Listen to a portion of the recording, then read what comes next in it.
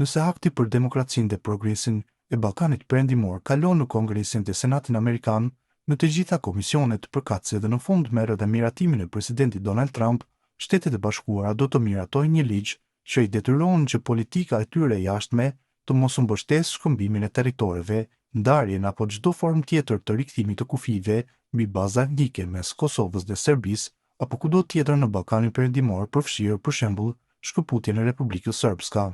Kjo përcaktohet në nenin 11 të këtij akti të titulluar Marrëdhëniet ndërmjet Kosovës dhe Serbisë. Në këtë pjesë e parafundit e projektligjit që kongresisti demokrat nga Massachusetts, William Keating, ja paraqiti javën e kaluar Kongresit, theksohet se rruga drejt normalizimit të marrëdhënieve mes Kosovës dhe Serbisë është përcaktuar më 27 shkull 2023 me marrëveshjen e Bashkimit Evropian, raporton media e pavarur serbe Nova, transmeton Klan Kosova. Politika e re e Washingtonit, kjo marrëveshje e njohur publikisht si marrëveshja e Ohrit, shkaktoi shumë polemika, jo për përmbajtjen e saj, por sepse presidenti i Serbisë, krye negociatori në këtë rast, kishte deklaruar se nuk ka nënshkruar asgjë, siç kishin theksuar ekspertët. Marrëveshja është e vlefshme për BE-n dhe SHBA-n,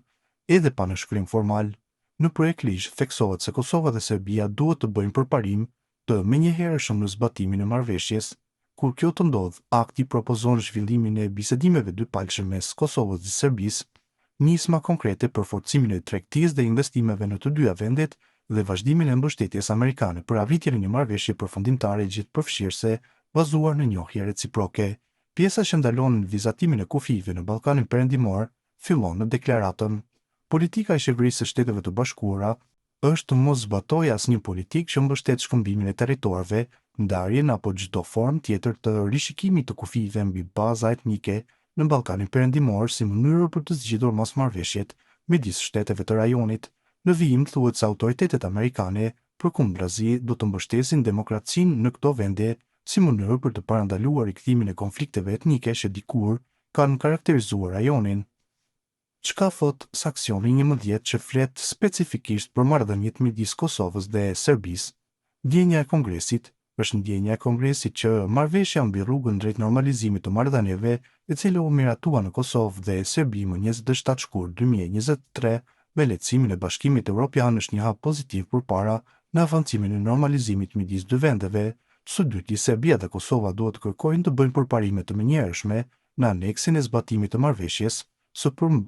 përmendur në paragrafin 1. Së treti, sapo të jetë bërë përparimi mjaftueshëm në aneksimin e zbatimit, Shtetet e Bashkuara duhet të marrin në konsiderat avancimin e iniciativës për të forcuar marrëdhënie dypalësh me të dy vendet, të cilat mund të përfshijnë vendosjen e dialogut strategjik dypalësh, avancimin e iniciativave konkrete për të thelluar tregtinë dhe investimeve mes dy vendeve. Shtetet e Bashkuara duhet të vazhdojnë të mbështesin një marrëveshje gjithëpërfshirëse përfundimtare midis Kosovës dhe Serbisë bazuar në njohje reciproke.